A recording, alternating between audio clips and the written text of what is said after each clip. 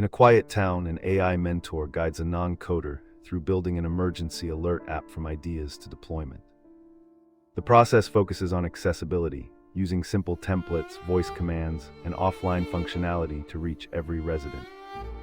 As modules snap into place, the mentor explains testing with real users, privacy protections, and scalable hosting. A village team learns to iterate quickly, replacing complex code with AI-assisted workflows that anyone can tweak. By sunset, the app sends alerts reliably, empowering neighbors to stay safe and the town to communicate with confidence.